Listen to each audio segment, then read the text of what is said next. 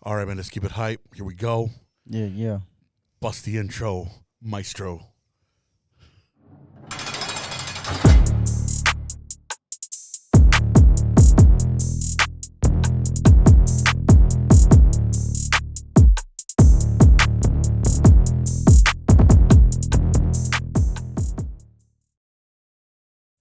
All right, everybody. Thanks for joining us again. Here we are back with our podcast, Life Speaks.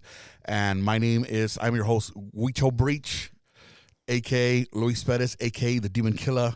And this is my co-host, Casey Case. Valdez. And we want to mention, before we forget, our sponsors tonight. And so 510 Architecture and Design. There we go, 510. Our boy, Daniel Yes. Martinez. He's got your back like chiroprac for all your architectural needs. Yes, you just sir. holler at him. He's going to design that up for you. Also want to mention the Choosing Hope Foundation.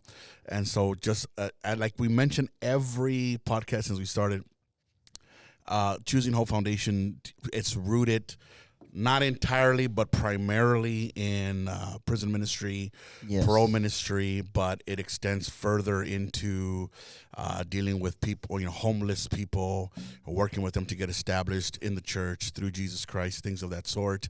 And then furthermore, dealing with, every aspect of condition issue, people's lives, battered women, family issues, things of that sort. And the foundation works to help with those people and getting them set up, situated so that they can be productive members of society. So Choosing Hope Foundation, if you want to partner with us, there should be a give button on our website. I don't know, Daniel, is there a give button? Coming soon. It is not on there yet, but it is coming soon. Just keeps the works. Look, man, just send me a check in the mail. No, just joking. But if you want to partner with us, you can. There's a lot of ways you can reach us. Yeah. But Choosing Hope Foundation, True Life Productions, but of course also CFM, Christian Fellowship Ministries. That's a fellowship that we're a part of. And the Potter's House Christian Church. Amen. And real quick, before we get started into this podcast tonight, I just want to mention, and so, we got a lot of feedback from Casey's. Thank y'all. Casey's testimony. Thank y'all. / conversation episode. And so one of the things that I heard back from people was, hey, man, he was talking about going to prison, being on the bus, and then he changed the subject. Like, we want to know what happened when he was on that bus. Sorry we left y'all hanging. And what happened when he was in prison. And so we will have a follow-up episode talking about those things with Casey. So stay tuned. Casey is the co-host, so he's going to be here. And so we will make another episode following up on everything with that and stuff. But today, perfect attendance. Today we have a very special guest, amen, and very good brother. Very good brother. And so we have with us Mr. Camilo Perez. Oh man. Dang, he just showed up. If you don't know, so for those of you who do not know Camilo, let me just say this. If you know him, you know who he is, you know about him, his family, things of that sort. But for those of you who don't know, he is one of the homegrown disciples out of this church here in Universal City, and also one of our latest pioneer works. But the reason why he's here tonight is because he has a powerful testimony. And not only does he have a powerful testimony, but also I've heard him share his testimony before, from a preaching format, but I thought it'd be very powerful and awesome if he was to be able to share it in the podcast dynamic. And so that's why he's here. And I pray, and my hope is that God just really ministers to you through this, this podcast here tonight, the way he did with Casey's and all of them going trying forward. To reach souls. Yes, and trying to reach someone and help you understand that there is hope beyond the dynamic of what you feel your life is at. But and so very quick, so as we get started here this evening, and so Camilo, just I want you to just kind of give us a little bit of a background of your life growing up and just say as much as you want to say, as much as you think you can say, and just give us a little background of what it was growing up. All right. Well, You're from Corpus, right? yeah, I was born and raised Corpus, a.k.a. 33rd, Third Coast. Most of y'all know it as the coast. We call it the 33rd because it is a coast, but it's the dirtiest of all the coasts in America. So it's the 33rd. If you didn't know, now you know. Dirty. But yeah, so, growing up, life wasn't too bad, My mom was one of the biggest drug runners in all of South Texas. She was running drugs for the Crossland cartel, and it was really hard growing up. No, I'm just kidding. We know that so guy. so growing up, it wasn't too bad, Grew up to a single parent. My mom did most of the raising on her own. I had both my parents in my life. It just wasn't the way I wanted it. My parents divorced at a real early age. And, I remember certain situations, one in particular that just, for some reason, just always real vivid in my mind. And that kind of just set the tone for me as far as, the hate and the friction involved between my mother and my father, as me as a child. It caused a lot of confusion with me, growing up. Like I said, my mom always took real good care of us. She did everything she could for us. I thank God for my mom because, the beginning was rough for her, but she did the best she could, raising me and my sister. But, it was tough at the beginning. We bounced around a lot. I think I went to something like 6 elementary schools as a child. So it was hard because I could never root myself somewhere, But it also did something to me as far as everywhere I went, I just kind of felt lost at the beginning. You know what I mean? I remember early on, like kindergarten, first grade, I didn't really want to go to a new school. I remember I would cry and fuss. One time they had to come and pull my older sister out of class to come calm me down because I just didn't want to be there. I was out of my element. I didn't know anybody. I didn't know school. We would just get up and move because we were unstable, But my mom was going to school during the day, working at night. And so my grandparents on my mom's side, they would watch us a lot, growing up as kids.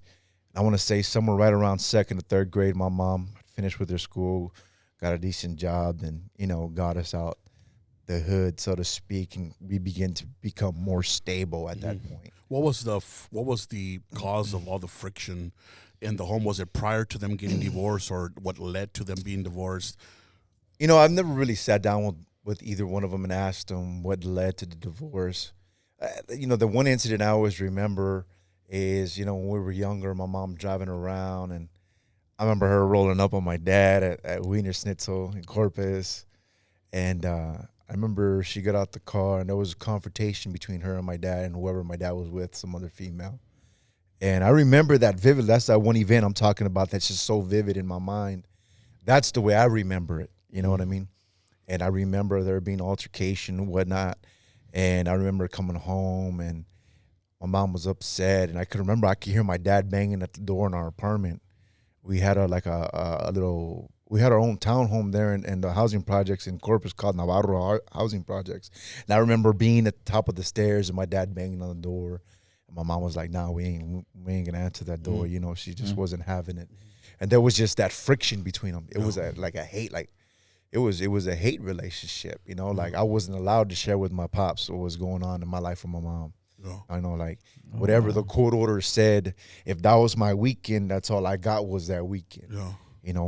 Every now and then, maybe once or twice, I could remember her letting me stay a day beyond that. You know what I mean? But for the most part, it was what I felt was once again, I've never sat down with my mom and asked her this, but I always felt like it was hey, you decided to leave, then this is all you get. Yeah. You know what I mean? It's not my fault. Yeah. Whatever happened. I don't know what happened between them. Like I said, I've never said that. But that's what I felt out of it. You know what I mean? And it just created a lot of issues because I wanted to hang out with my pops. I like being with my dad's side of the family. And it was hard for me because I wouldn't get nothing more than just that. Yeah. And it kind of left me like torn. Like, I love my mom. I love everything she did. When you got that time with your dad, did he spend time with y'all and stuff? You know, it was crazy because at first, and this is kind of why I kind of started having a little animosity towards my pops at first, because at first, not really. My mom would drop me off, or I would end up with my dad's. You see, but my dad's side of the family, it's a big family. So my dad has 4 brothers and 2 sisters. So I got, 4 uncles, 2 aunts. And when I would go to my dad was staying with my grandma, and 3 of my uncles lived there with my grandma and my dad. And so my uncle, the one that just passed, he's the one that spent a lot of time with me at that moment.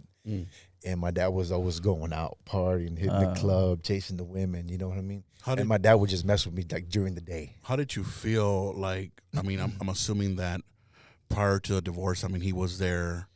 I mean, y'all were living in the same home, whatever. But what was the dynamic of your emotional state from him being there to him just not being there, and how did you cope with that?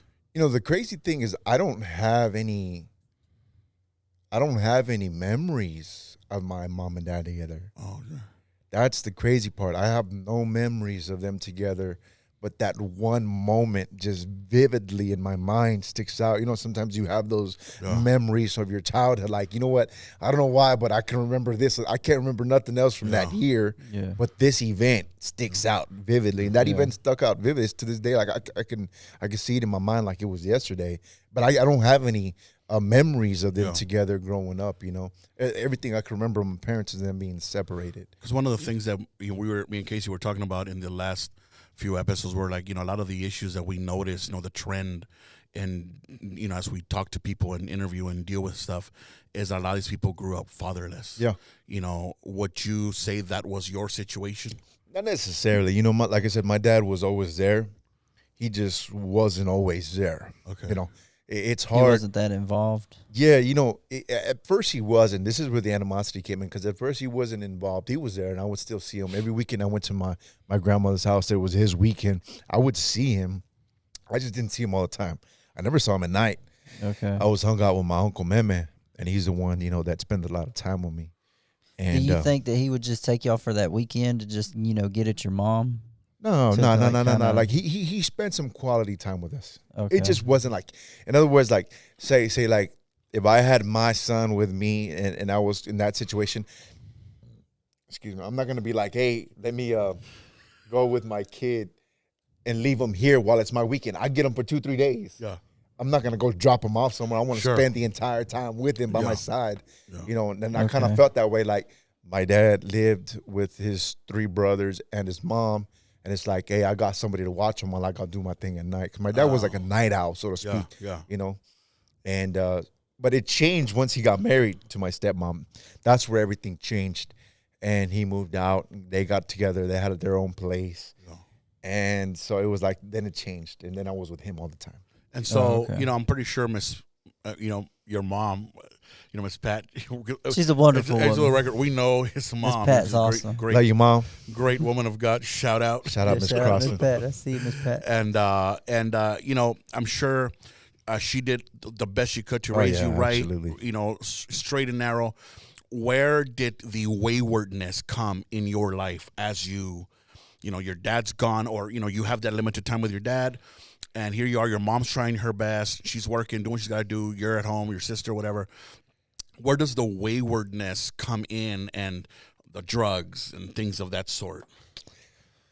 That didn't start coming in until I was about 13 years old. You see, my mom did a real good job with us. You know, that's why I love my mom, man. That's one of those things, you know, praise God for a Christian mother. You know what I mean? My mom wasn't perfect, but I always saw her do the best she could to raise us. And I want to say I was about 4 years old when my mom got saved. And I believe what she said, there was a guy at work that would witness to her and invited her to this church. And the church was a non-denominational Christian, Pentecostal, in belief, not in religion, church. And so they believed a lot of what we believed. Their format was a lot like ours. Bible study before service, and then they had the Sunday school for the kids. They had the 2 services on Sunday, the Wednesday service. And my mom brought us up in that. I want to say from the age of 4 to 12. Man, you couldn't miss a service. You know what I mean? Like the pastor owned his own general contracting or construction company. He basically built the church through his company. Oh, okay. And so the dude, he had money. You know what I mean? And Cool. so he bought an old school bus. So we always had beaters, you know what I mean? Them old clunkers. You buy $1,800 car, it lasts us a good year or two. And so we usually had car problems sometimes. And I was like, this is my day to miss church. Like, oh, they'd come by and scoop us up in the bus. Man. That's good. And so my Praise mom God. was faithful, you know. She would fellowship with the people from the church. They would help her out a lot. This one lady in particular, Miss Amparo, you know.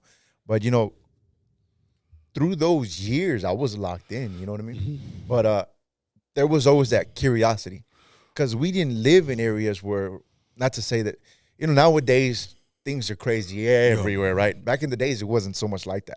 You know, the good side of town, it wasn't as bad like it is now, you know what I'm saying?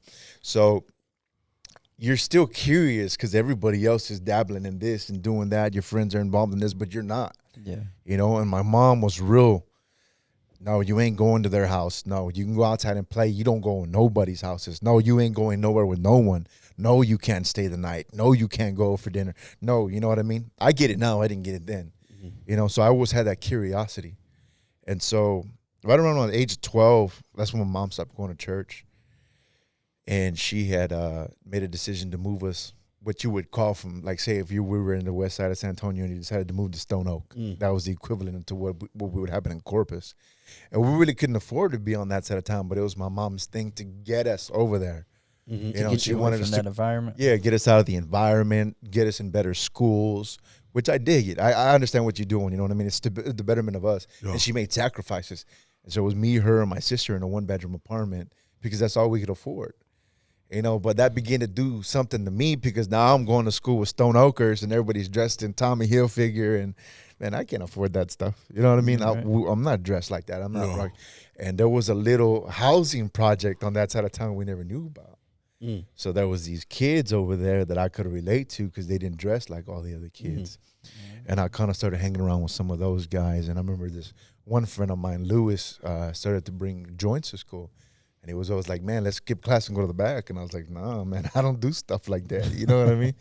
But after a while, that spirit, you know, I understand now, it began to attach to me. And I was like, yeah, you know, that's what we're going to do today. Yeah. And we would go back there. Well, at first I was scared to skip. We would go during lunch because you can go. It was a brand new school, so it was no subdivision. There was a subdivision to the right and to the left, but behind it was all farm fields. So it was like crops and stuff. There was a big old drainage ditch that separated the school from that crop field. So you can go and hide in that ditch. And they're kind of like wide at one point. If you go in the back, you can hide. The security guard would always go check back there. But we would get back there and we started smoking. And that's the first time I started using drugs. And the whole thing behind the whole, you know, drug, the initial dynamic of drugs in your life wasn't out of, you know, like Casey had mentioned during his interview. He was like, you know, trying to get, you know, acceptance or, you know, find that acceptance that, you know, that Have he that belonged. friend. That friend. It was just curiosity, or was it more like you were trying to find somewhere to fit in, or it was just like, nah, I'm just curious, so I'm gonna hang out with these guys? I think it was both. You know, the curiosity These are of like not kindred being spirits. able to do the things that everybody else was doing when you were over there. Yeah.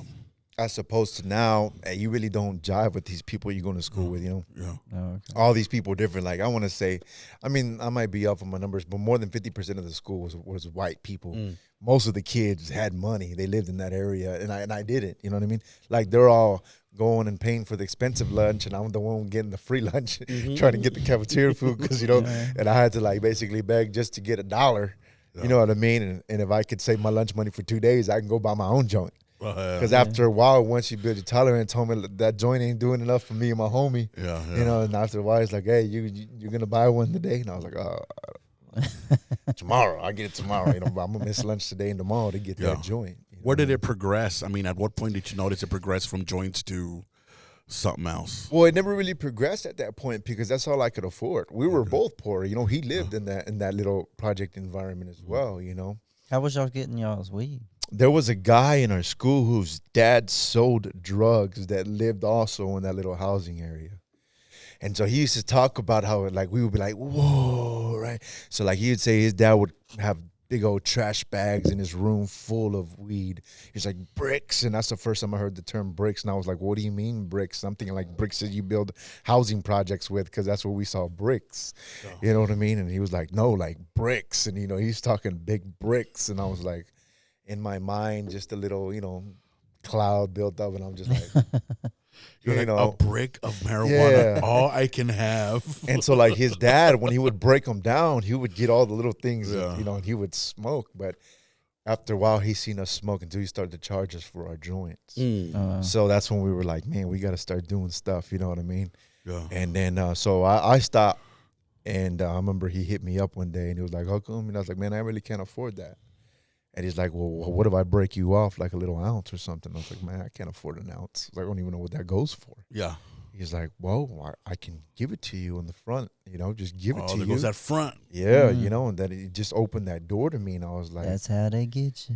Man, what do you mean? He's like, yeah, just sell it, man. You see, you would bring different friends. Because, now I'm smoking. I'm telling other friends about it. And they want to smoke too, Yeah.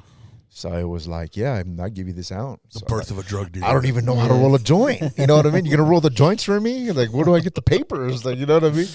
And he really began to give me everything because I had no means to get nothing. Did he tell you the world is yours? And Not yet. Everything in it. Not yet. But that's what started everything, Yeah. And it just went from there. I remember in high school when my mom found my joints one time when I was in the shower. And I was like, oh, man. And she was like, what is this? I was like, oh, man, you got to put those back. Those are my homeboys. They're not mine. I was just holding them for them. She was like, and I'm surprised she fell for it. She put them back. And I was like, I got to find a new stash spot. Hey, you know what I mean? Miss Pat's going to watch and be like, what? Sorry, Mom, I love you. But yeah, my mom found them in my drawer because my mom, like I said, my mom raised us right. That's not the way she raised us. And I just fell off into that, Oh. And I ended up going that way, and it was the acceptance, it was the curiosity. There was a number of those were the two major things that really steered me in that direction. But what began to get me was the fact that I was able to smoke more now for free. Yeah. And then make a couple extra bucks. Man, I wasn't like buying things, but now I can get a slice of pizza every day for lunch. When before I'd be lucky if I got able to get that, because we were on reduced or free lunch. You know what I mean? Oh, okay. Is that where that's where that hustle was born? Yeah, that's where it was like, man, I can really do stuff. You know what I mean? And that's what really started it, man. And I would look for different ways to make a buck, man. I even started selling blow pops. Oh. My mom used to buy me the bag of blow pops at HEB, and I would start hustling those too, And I was like, any way to gain an extra buck to buy a joint or do something, you know what I mean? Yeah. And that really began that whole hustler mentality at that moment. I would say that's probably about seventh grade middle school. And so did it progress further from there? Oh, yeah, absolutely, man. By the time I was in high school, I was selling joints and I was selling blunts, Yeah. I remember when I was in high school, it began to get a little crazier because, you got the sniffing dogs that come to school. And at that point, the guy that I was going to school with in middle school, it was two different boundaries. He ended up going to a different high school than what I went to. Mm-hmm. So I didn't have that connect no more. We're kids. We don't have cars, you know what I mean? Yeah. And it was a little journey from where we lived for me to get to him. But I met someone in my new school, and he began to put me on, But there was a little pause in the action with him, too, because one of the guys he was feeding ended up getting popped at school with the drug sniffing dogs. And that's really what scared me, put me back a little bit. And so I stopped messing. I stopped selling it, and I was just smoking it. But I caught my first case, in high school when I was 15 years old.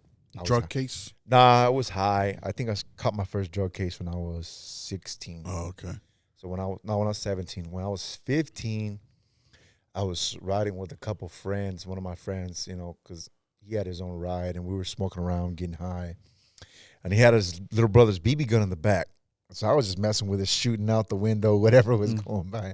And we were pulling up into his neighborhood, going back to his house already, and there was a little kid shooting basketball. So I was like, I'm going to pop a cap in this kid right now. And I was just laughing because I already knew what I was going to do, and I was pointing out the window, and it just so happened he shot. And he went to go pick up the basketball, and he bent over, and I was like, oh, perfect. Pop, pop. Dude. right in his nalguita. And I even heard him go. We were all laughing. We were high. It was so funny. And it was funny to them at the time. Not that it's funny. Not that it's funny now, man. Don't be shooting kids with BB guns. It was just funny to them because they were high and they were little. Yeah. And at that point, I remember everything was all good or whatever. And I remember like that next week at school was like a Tuesday. I'm sitting in class and 2 or 3 security guards come in with some detectives and badges on there. Oh, man. And they start talking to the teacher. And I was like, man, somebody messed up. And they show like Camilo. And I was like, oh, dang. I was like, you messed up. Yeah. They're like, you need to come with us. And I was like, what did I do? You know what I mean? I had never been in trouble at that point. Wow. So I was just like, wow. So I win, and they ended up pressing charges on me for it was a felony, aggravated assault with a deadly weapon. Whoa, I might as well just shot him with a real gun. Dude. So they hit me with a felony. I was looking at 2 years TYC. How'd they know it was you? Well, check it out. So, like I said, we were pulling up into my friend's neighborhood. It was that little kid was going somewhere with his mom the next day, and they saw my friend's car parked in front of his house. Okay. So they went and called the cops, and the cops went to his house, and that was he ratted you out. Yeah. I'm a G, man. So I went down for it, and I remember my mom was all upset with me, but because my mom was so involved in my life. My mom was there. She wasn't like one of those, they can tell my mom, we were a good family. Yeah. They can tell I wasn't somebody that'd been in trouble so much. Yeah. And thankfully, man, when we went to court, the judge had mercy on me. They reduced it to the highest misdemeanor you could get. Oh, okay. They gave me like 2 years probation, adjudicated, deferred. They said if you did everything good in a year, you'd get off. You know what I mean? So I did everything in a year. My probation officer was really cool.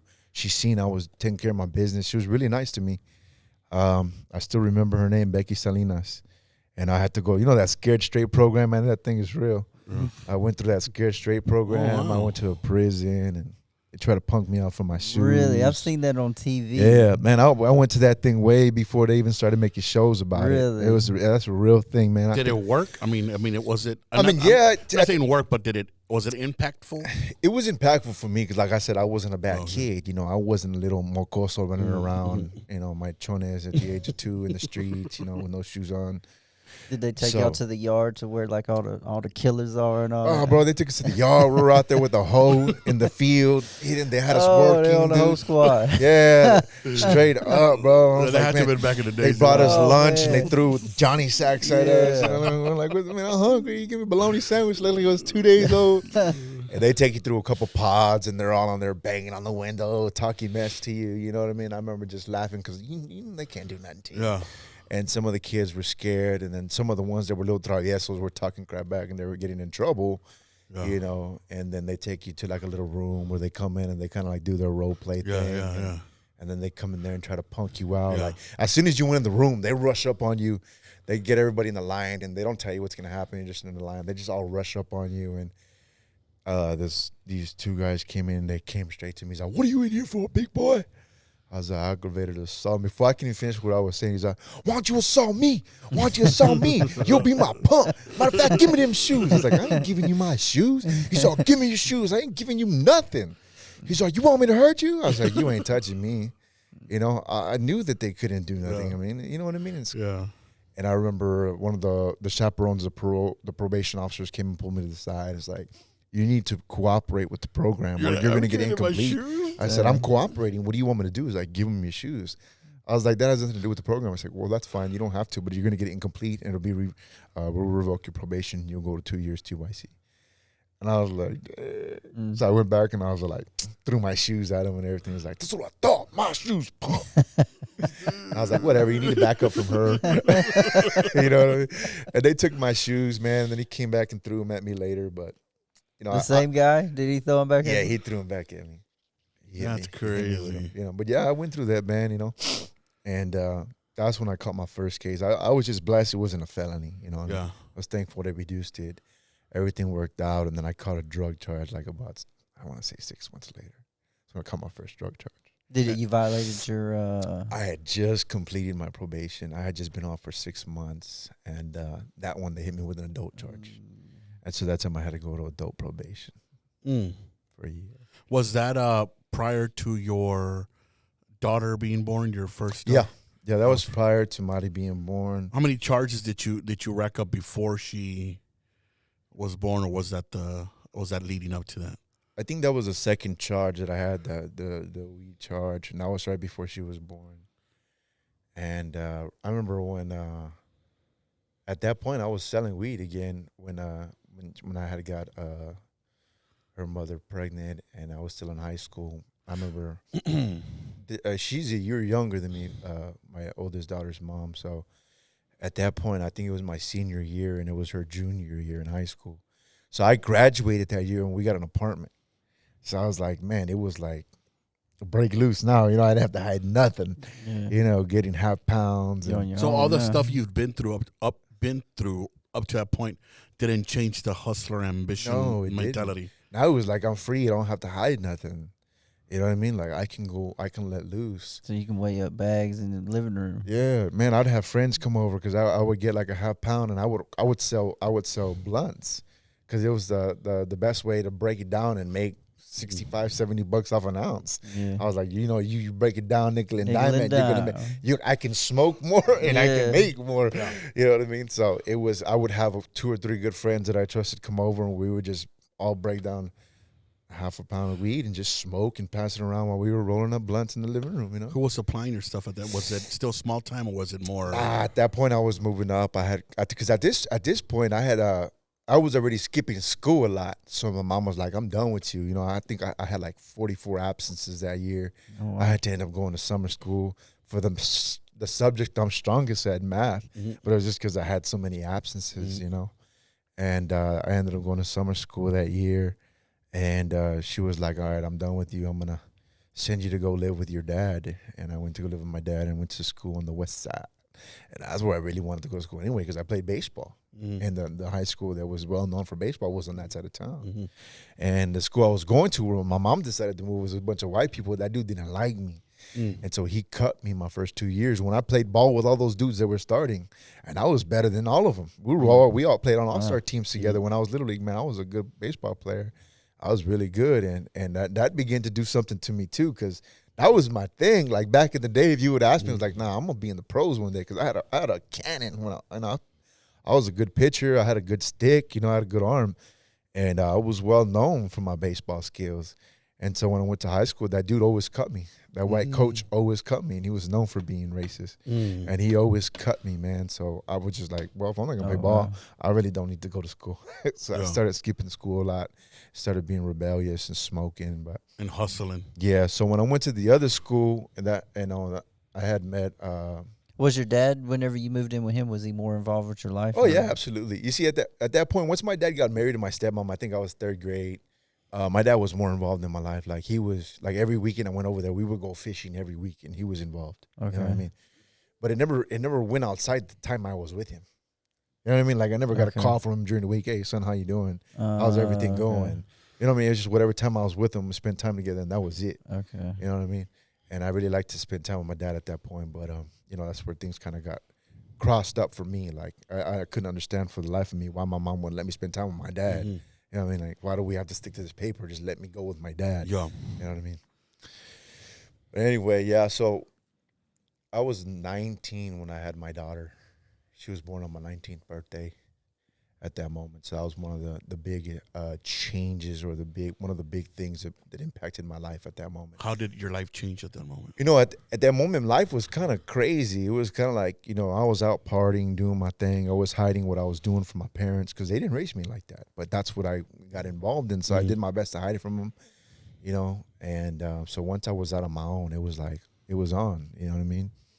And I remember telling Mari's mom, I remember, those that don't know, Mari is my oldest daughter. I remember telling her mom, I was like, we went through a lot of rocky situations. I was like, no matter what, just whatever happens between us, just know I'm always going to be there for my daughter.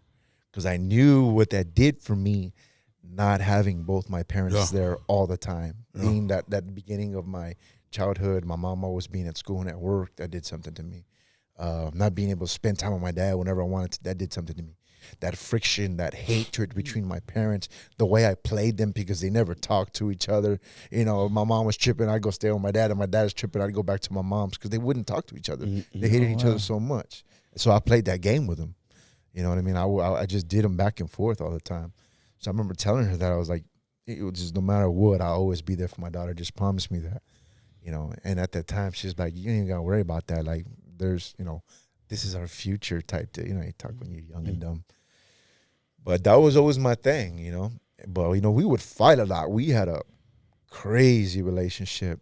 And, you know, at that time, I wasn't heavily involved with drugs, but I would drink and I would smoke a lot. Smoking was always, I smoked a lot. And I drank on the weekends. Did Jesus ever factor into, as you're, you know, being raised the way you were raised, with the efforts your mom made as you're progressing in this dynamic?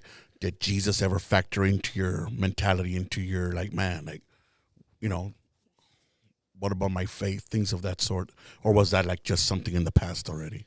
Nah, that was already a thing of the past. Like it never even came into my mind like God. Nothing about God ever came into my mind at that point. At that point, it was just living fast, living fun, and just, you know what I mean? Yeah, I was like, I was pulling the wool over everybody's eyes at that point. That's just the way I felt. You know what I mean? And even when Mari being born, it still didn't. It was just kind of like, I want to be there for my daughter, but it wasn't like, maybe I should really focus on Jesus. It wasn't. No, there was no thought of Jesus. It was all party, and party. Man. Oh, wow. That's it. You know what I mean? And so once the baby came, there was no more party. You know? And so it was more time together with baby mama and us being young and dumb and me still wanting to party. There was a lot of bumping heads, you know, like we never got along and things just got real rough and we started fighting. I guess the straw that broke the camel's back was, I don't even remember what we were fighting about, man, but we were going at it one night, man. And I remember I was putting Money to bed, man. She's a little baby, you know, 5-6 months old. I remember I'm rocking her, and this woman is going to town on me, and we're going back and forth arguing. And I remember she just started to hit me, and I was like, whoa. I have my daughter, you know, and she even, she racked me. She kicked me in my privates while I had the baby in my hands. And I remember that did something to me, man. And I either backhanded her or I threw her. I don't remember, but I know I did something. And she flew. And, like, she hit her head on the door, and she acted like she was knocked out. And I remember going and putting Mari in the crib. And I remember I grabbed her and I threw her outside. And she went out there and was banging on the neighbor's door. This was before cell phones, you know. So she was banging on the neighbor's door, telling them to call the cops and stuff. So I had to call my dad.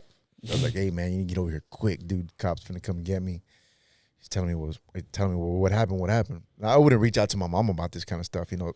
The way my mom raised me, like, she wouldn't understand. She would just get mad at me. You know what I mean? Like, you're tripping. That's not the way I raised you.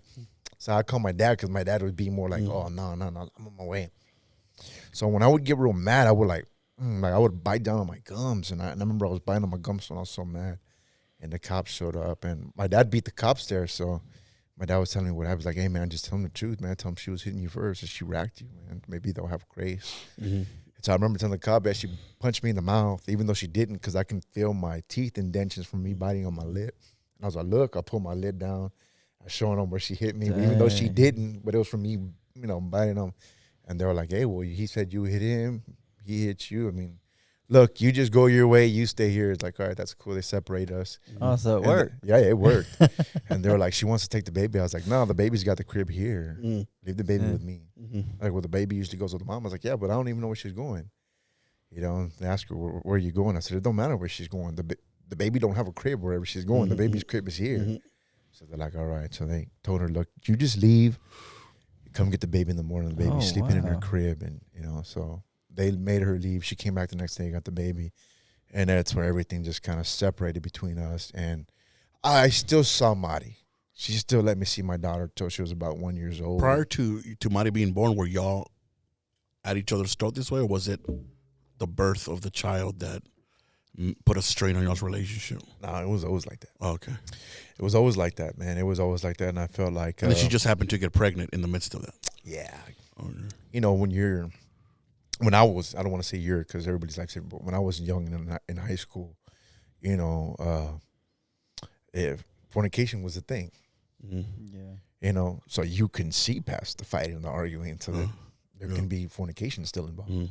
That was like, as a young man in high school, I'm like, I'm more concerned about that than anything.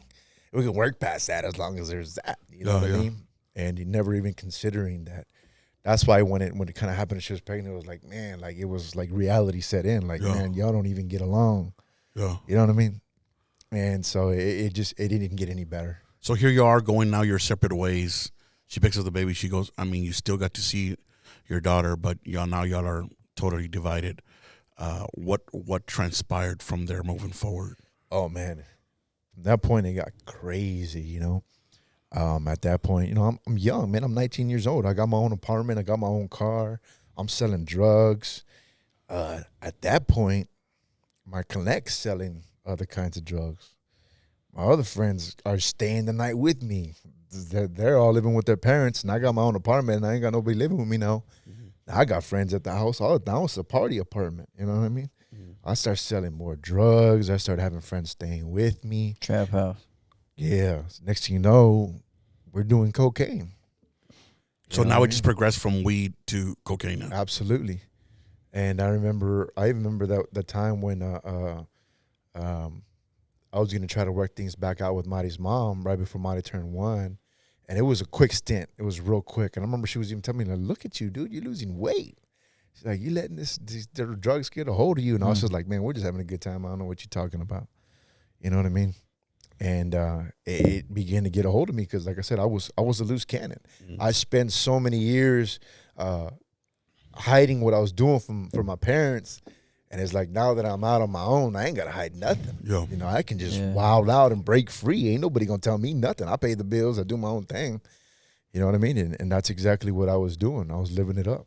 Did you ever think that, like, man, these drugs got a hold of me, I need to do something or anything like that? Or was it just still full throttle? Yeah, you know what? I did think that. And I want to say by that time I was already too deep. You know what I mean? And I wasn't even really that deep. I just felt at that moment I was too deep. And I remember it happened when we took off to go do something. We came back, somebody had kicked my door in. And they had stole my stash. And they took my re-up money, took some stuff I had there at the apartment. And at that point, I didn't have nothing. You know what I mean? So it was like everything that I depended on, my fallback, my dope, my money, I had that no more. And it was almost like, well, what do you have now? Because you don't have nothing now. Yeah. Did Jesus come into there? I mean, the thought? Nope. Okay. No Jesus. I didn't think about Jesus. No Jesus. And then it's crazy because I went from being okay to almost like crackhead moves. You know what I mean? So I had a friend of mine. I'm not gonna mention no names on any of my friends, just for the sake of I don't know who's watching this. Yeah. But you know, this guy was grimy, and we became grimy together. And he knew a little bit about electrical work, and he used to do electrical work for this lady. And I remember this lady, we ran into her when we were at HEB, and she was telling him she had a friend who needed work rewiring her house. And he was like, yeah. And she was like, well, they paid somebody to redo their house, and they ran off with the money. So he was like, yeah, we'll do it. So he's like, hey, go with me over here and help me, bro. We can do this. We can make like $2,000 off of this house. I was like, cool. So we go, and he's like, we got to get in the attic and do all this. So he tells the people, this is what you need. Go buy the material. And they go buy it, and we go over there, and we're working, man. And they're paying us daily.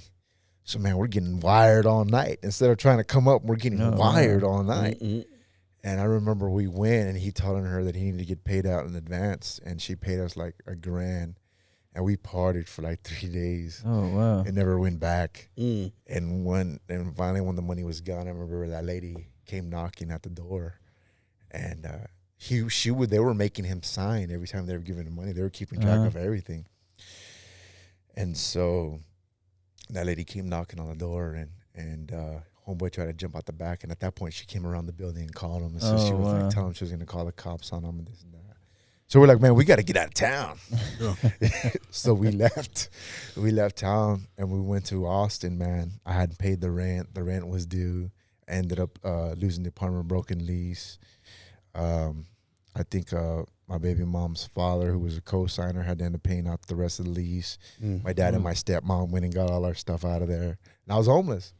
19 years old, 20 years old, and I'm over there in Austin hiding out with my homeboy with nothing to our name. Who are you linked up? I mean, are you linked? I mean, is this progressing now to a place where now you're linked up with, it's not just small time, now you're linked up with organized crime or? Not organized crime in that aspect just yet. That came a few months after that whenever we got back in town.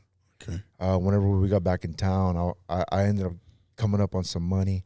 We started doing some things, and I ran into some people, and I was small-time peddling again, half a pound, quarter pound type deal. And I remember I was at a get-together, and somebody introduced me to this guy. And I was like, I know you, man. We went to high school together. He's like, I know you, too. He said, you know how I know you? I said, how? He said, I know your name. It's a very unique name. I said, oh, yeah. You don't hear that name too much. He's like, that was my grandfather's name, Camilo Perez.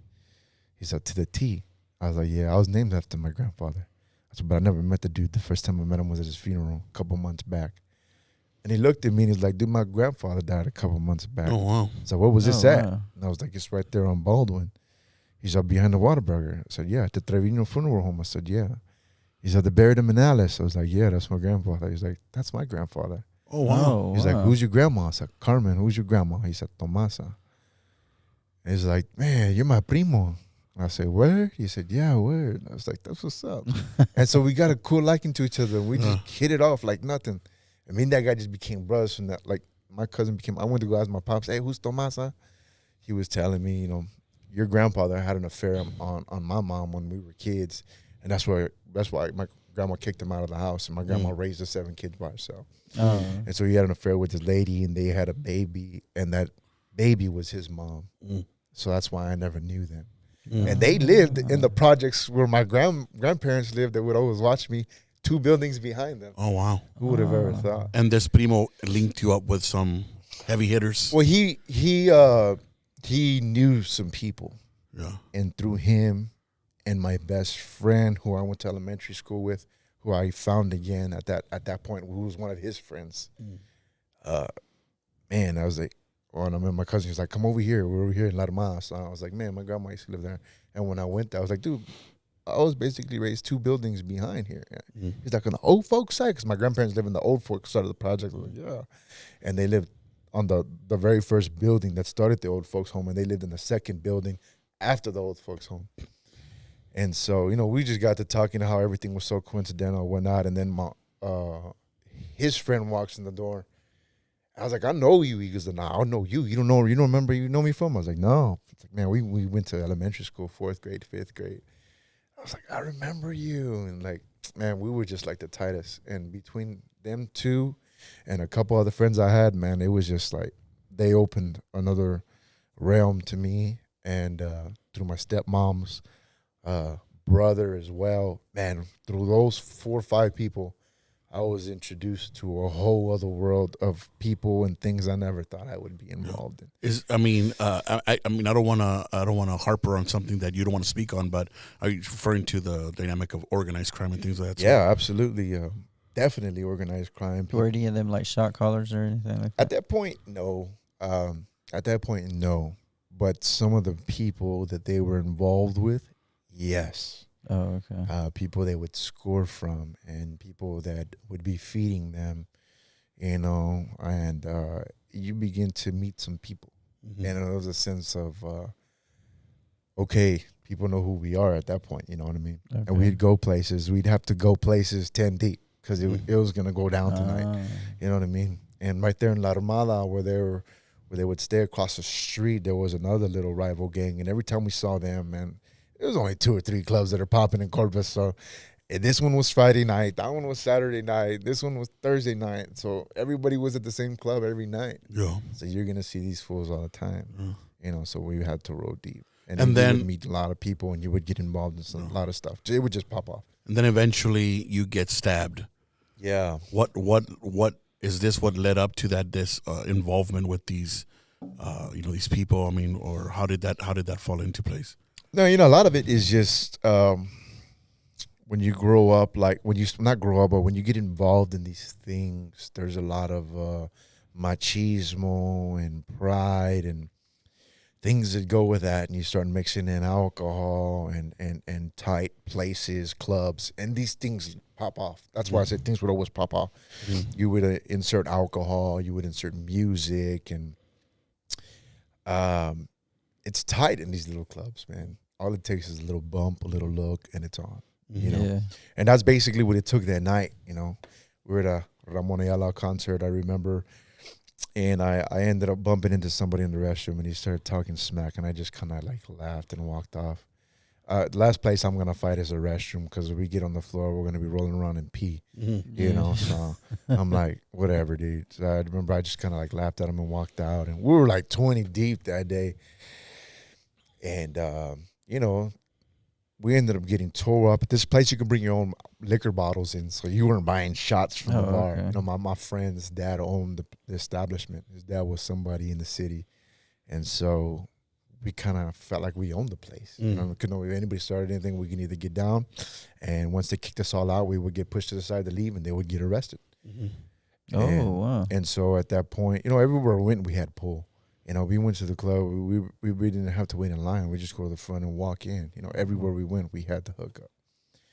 And at that moment, that day, I remember so many people. We had a after party set up. There's 3 rooms that were all side by side, and just about everybody left to go to another club to go pick up women and stuff. And so 4 of us stayed together there. But when we walked out, I ran into that guy. And so we ended up getting into altercation, man. We got rushed by like 12 guys. Me and another friend of mine ended up stomping that guy to the ground, but they were like with like 11 or 12 guys. So they rushed us, man. And out of 4 of us that were there, 3 of us got stabbed.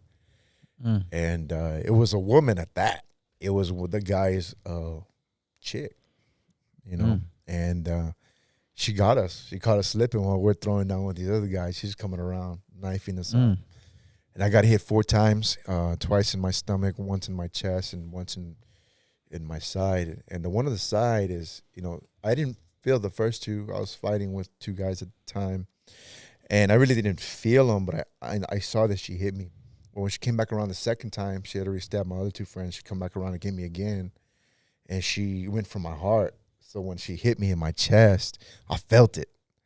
Because, you know, you feel it. It hit my chest plate. She couldn't break that, but she went straight for the heart. And then she came, and I felt that one. So when she came back around that second time, I was when I realized she had stabbed me. So I kind of like just backhanded her and hit her, and she fell. So that 4th stab was just a little poke for me. If not, I remember the doctors telling me that knife could have gone between my ribs and got my lung. I would have been in trouble. So what happened? I mean, you get stabbed. The fight's over. You get rushed to the hospital. You drive yourself. Well, we kept fighting at that point because these dudes don't care if I got stabbed or not. So I had, and I really didn't know the severity of it because I'm drunk, I'm adrenaline, I'm young. You know what I mean? We kept fighting. We kept doing our thing, and next thing you know, the guys are backing up, and I'm like, yeah, that's right. But I feel my shirt really wet, and I look down, and like from my chest down to my knees, I'm covered in blood. Oh wow! I remember picking up my shirt and looking at my stomach, and I couldn't see where I was stabbed, but I just knew I was in trouble because there was blood all over my stomach and my chest. Do you think that's why they was backing up? I know that's why they backed up because it was soaked. Like if we continue fighting, they were gonna get the blood on them. You know what I mean? And so I remember getting in my friend's ride, and I was like, I got in there. My friend was sitting in the front. He was like, "Man, I got shot. I got shot." I was like, "Man, I didn't hear no gunshots." I was like, "Let me see." And he picked up his shirt, and he had 2 stab wounds right here. I was like, "Oh no, someone stabbed you." And then my other friend jumped in the backseat next to me. He was like, "Man, some lady stabbed me." And he was stabbed in the leg twice. And so like, "Man, we got to get out of here." I was like, "Look," I pick up my shirt, and I was like, "Look at me." And they look at me, and they're like, "Oh man, we got to get out of here." So my other homeboy was still out there fighting. So I remember they told him to get in the car. He got in the car, and they're like, hurry up. He's like, "What's happening? What's happening?" It's like, "They were all stabbed." And he's like, "What? Who stabbed y'all?" And we're like, "Dude, just get in the car." And I remember he got in the car, and it was like a movie after that. You know, they took me to the hospital. We get to the hospital. They were telling me that's not the trauma unit. So they had to take an ambulance ride to another hospital, which was the trauma unit. What was going through your mind? Did you think? No, at that point, I thought I was gone. You know what I mean? Really? Like, yeah, because I remember going to the hospital, and I remember I was sitting back, and my eyes were rolling back, and my homeboy was all, stay awake. Yeah. And I was like, "Bro, I'm good. Just shut up." And he was like, I don't want to say like that movie Minister said, "Don't die, kid." I could just remember him telling me like, "Man, stay away, Milo, stay away." So you were dying. I could feel myself weakening. Yeah. I don't want to say I was dying, but Well, you had alcohol in you, so yeah, you probably because my blood was thin. profusely. Yeah, absolutely. So I remember when I got to the hospital, they told me, "Look, man, we don't know where you're bleeding from, but we have to cut you." And they cut me, and I was like, "Ah." Yeah, and I've seen you're all zippered up all over, like all straight down. And at that point, they just cut me open like that much. Oh, okay. You know what I mean? And they were like, "Yeah, you're bleeding bad, bro. You gotta go. You gotta go." So they sent me to the hospital. And I remember when I got there, that's when it got serious. They were like, "Look, we're gonna hook you up to this little IV, this bag, and it's draining all the blood you're losing. So if it fills up to this line, we're gonna have to rush you into surgery because you're losing way too much blood." And so they began to ask me, "Is there anyone you want to speak to?" And I'm like, "Man, are they granting me my last words right now?" Oh, wow. At that point, my wife was there. She wasn't my wife. She was my girlfriend at the time. So I was like, "Yeah, I want to talk to these people. I want to talk to her." So they let those 4 people come in. They're like, "What happened?" Because the only one that was there was one of my best friend. He was the only one that was there from the fight that was there. The other 2 guys were on parole. They're going to be there. And so I remember telling them what happened. And like, not even talking 30 seconds, that machine started beeping. Beep, beep, beep, beep, beep. They came rushing in. They kicked everybody out. Like, "You guys got to leave. We got to rush them into emergency surgery." Oh, wow. And I remember, like, this is it. You started flatlining? No, like, I was losing too much blood. I had filled up Yeah. that bag to that line Oh, okay. already. So I felt like, man, I've lost too much blood. Did Jesus come in there? Yeah, that's Yes. what my next question was. At that moment, yes. Oh, wow. That was the first time, And I remember saying, and I say this every time I share my testimony, and whether it's in a sermon or whatnot, is like, I did, I was like, "Man, God, I don't know if you're real, but this is the moment for you to show something, do something, because, man, I done lost my ways. I knew better. This is not who I am, but this is where I found myself, And I was like, this is going to take a miracle. And I tried to play it off like I was cool, but inside it wasn't cool. I really felt like this was it. Yeah. I remember asking the doctors, they were all in there joking and stuff. And I was like, "Am I going to be awake for this?" They used to see those shows where people are getting surgery and they're awake through it. Like, nah, you ain't going to feel nothing. And I remember waking up after that, and I was going into my room, and I was in serious pain. I was bandaged up. I couldn't understand for the life of me why my bandage was so big. It was like this big, like this big right here. Nah, it was like this big, And I was like, "Dude, why is that wrap so big?" But I'm in and out because of the morphine. I'm pumping myself full of morphine with the button, And so after 24 hours, they come in there to change the dressing, and I'm like, "This is it," And I remember there was a couple people in the room when they came and did that, and I remember they took the dressing off, and I saw it. It was like a zipper. 80 staples in my stomach and chest, man. And I was like, at that moment, I was like, "Dude, what did I do? What am I doing with my life?" Yeah. Man, you got a kid. You know what I mean? What are you doing with your life? And I was just like, man. Did you thank God for pulling you through that? No. I thought God to help me be alive. But once I was alive, I was like, "Dude, what are you doing?" Never did God. Yeah. Oh, wow. Never, bro. Never. So you survived that. Survived that, and I said, "I need to get out of here." I got a daughter who I said that I was going to take care of, that I wouldn't leave high and dry, that I wasn't going to let her live and grow up the way I grew up, and I'm not doing nothing about it. I was in depression from not being able to see my daughter, and to this day, I don't blame Mari's mom for this. I blame myself. At the time, I blamed her, right? Because I'm not responsible at the time. I blame her. But I had every right through the state of Texas. Men tell me like, "Wow, well, you have rights. You can do something. You just need to do it." Yeah. You know what I mean? And at that point, I was doing nothing about it. But I was in depression because I didn't have my daughter, and I knew how much it meant to me to have her. And I just felt like the more and more drugs I did, the more and more it helped me cope. How old was she at this time? At this time, my daughter was probably about 3 years old. About 3-4 years old. Mind you, hadn't seen her since she was probably like 1.5. Oh, wow. Maybe 2. And so I said, I'm going to get my life together and I'm going to do something about it. And we had an apartment already up here in San Antonio, me and my cousin. So I was like, I'm just going to move to San Antonio. I need to change scenery, I need to change my life around. And to me, because corporate is so small, like no matter where I go, I'm gonna run into people, and it's gonna be hard to escape, continue living like this, And it's a fact. I can look at all the people I hung around with; they still live the same way. Every single one of them, And there's 2 or 3 that I still talk to. Only one that's not, And I still talk to him. I just talked to him the other day. He's doing good, but everybody else is the same. It's a vicious cycle, But I moved up here to change, get everything stopped. I moved up here. I just tried recovering from, they had to remove the staples. They had removed the stitch. After they took the staples out, they put stitches in. And then that's when I came up here and began to change my life. And I remember my girlfriend ended up moving up here with me, which is my wife now. And how did you start that process and like changing your life? What was the first thing you did? Well, the first thing I said I was going to do was get a job. And so I started to do that. I remember my best friend gave me a car, man. He was like, dude, what are you going to do? You ain't got no car. I was like, man, I don't know. He's like, look, man, this dude owed me this money, and I took this car from him. But I don't have a title for it. I gave it to baby mama, and she basically threw me the keys and said, take your car back. She's like, I don't need it. I already got a car. Here, you have it. So I was like, cool, I got a car now. So I brought the car up here with me. Nice. And I drove that thing around with no plates, no sticker, no titles, or nothing for 3 years, dude. Oh, wow. Hey. Oh, man, it was crazy before I got my first Cadillac, And I remember that's when Lulu moved up here with me. She was working, I was working. I started working at a moving company, and I got really good at what I was doing. You know what I mean? I wasn't living crazy. I was still selling drugs. No. I needed to smoke. That was my thing. Okay. And I didn't like paying for it as much as I smoked.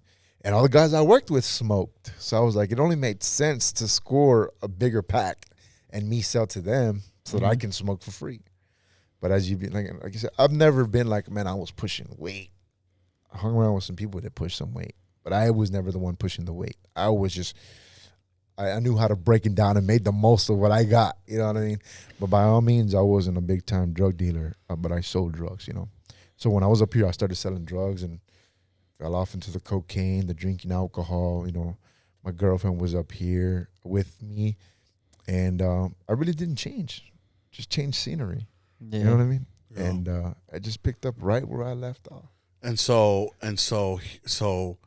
this leads me to my next question. And so, your mom ends up, we know your mom ends up getting remarried, and so you have 2 stepsisters, and you have a biological sister. Yeah. You do you want to talk about that?